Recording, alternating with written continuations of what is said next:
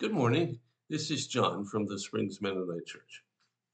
And I'm here today on the last day of the first week of the new year. And I've been sharing little nuggets of things that might make your 2024 a whole lot better.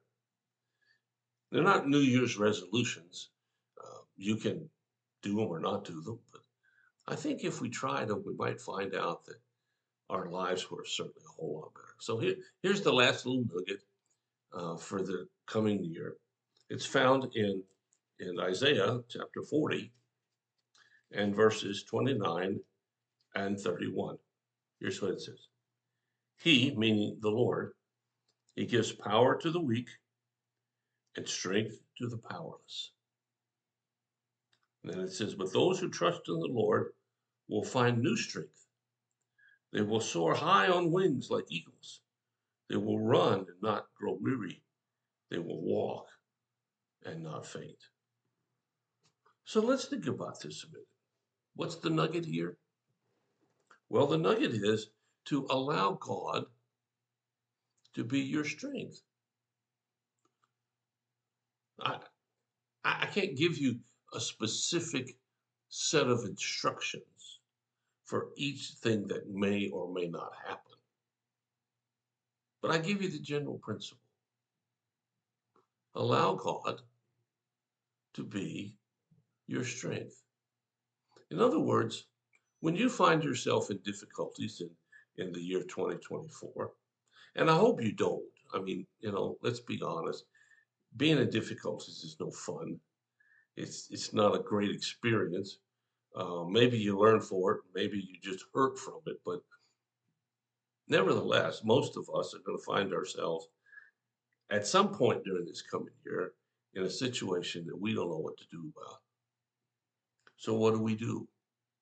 Well, here's the nugget. What does it say? Those who trust in the Lord will find new strength. Why? Because of the 29th verse, he gives power to the weak and strength to the powerless. If you think you're strong, good. I hope you are. I hope you have all the muscle, intellectually, physically, emotional that you need to cover everything that might come along. But if you are, you're one of a very few. Most of us aren't like that. I remember years ago I was in a church and it was a mess. It was a mess before I came. It took 4 years to clean up most of it. And what I mean is that I found 10 different groups trying to run the church. It didn't make any sense. And I mean to tell you, they were going after each other from time to time and after me. And this one elder came to me and she said, now, John, remember, the strong get through everything. I said, well, I don't know that I'm strong. I'm just a pastor. And this was really tough. Fortunately, the elders helped out. And when I say we cleaned things up, we got rid of people trying to run over every other people. But life is difficult. I wish it weren't. And even when things are easy, there's still little pieces here and there that don't quite work the way we wanted. Maybe some bad news from the family. You can't control what your kids are going to get into. And all of a sudden you get a phone call that says such and such. And you'll find yourself going, oh gosh, now what? Cars break down in the worst places. Wrecks occur. Water systems break. And your house getting flooded. Or maybe you just fall and break something that makes life for you very difficult. What do you do in those times? You've mustered up all the strength that you can come up with, and it doesn't seem to be sufficient. You've tried everything you know of, but you still don't know what to do. Well, here's the nugget. Let me read it again. He gives power to the weak and strength to the powerless. Now, he's not talking there about those who never have power. He's talking about those who right now are powerless. There's a number of folks in our church that are going through some really difficult times, and they're powerless to change it. Now, maybe modern medicine will change it. Maybe somebody's wisdom will change it. But ultimately, only God can change it. And that might be where you are.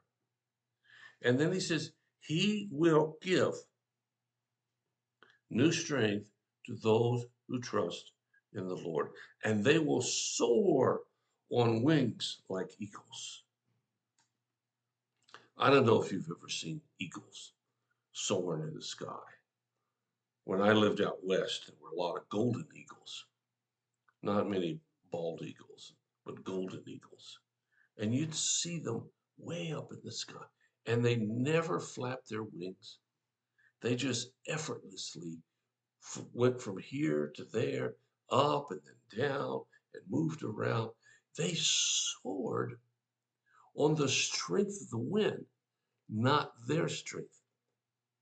You see the picture here? Those magnificent birds were able to understand something you and I had trouble with. We can't do everything. And they knew they couldn't. So they didn't try. They got high enough and let something else take over. In their case, it was the wind. In our case, we do all we can do, and then we let someone else take over. God. Put your trust in him. He won't disappoint you. Oh, it may not work out the way you hoped. I grant you that. I was talking to a fellow recently, and I said, I've been divorced 10 years. I know where you are. Well, actually, it's longer than that. I said, I know where you are. And I said, it really hurts. I said, but it'll get better. And I said, when someone told me that back in those days, I had a hard time believing them. And I understand you do too. But remember something. It does get better. God does work. Every time, all the time. And wherever you are in life, doesn't matter. God will work so you can soar like eagles. Well, I hope you'll think about that. My last nugget for the year. maybe you want to write this one down and put it somewhere where you can find it. But I do ask that you think about what it means to walk a life hand in hand with God. Well, so thanks for listening to my crazy ideas. If you have a need or a concern, let us know. We'll do everything we can, as fast as we can, to help you out. So starting on Monday, I'm going to be talking about a fellow named David and see if we can't learn a few things about his life. Have a really great weekend. Have a fantastic rest of the day. God bless you. I'll talk to you again.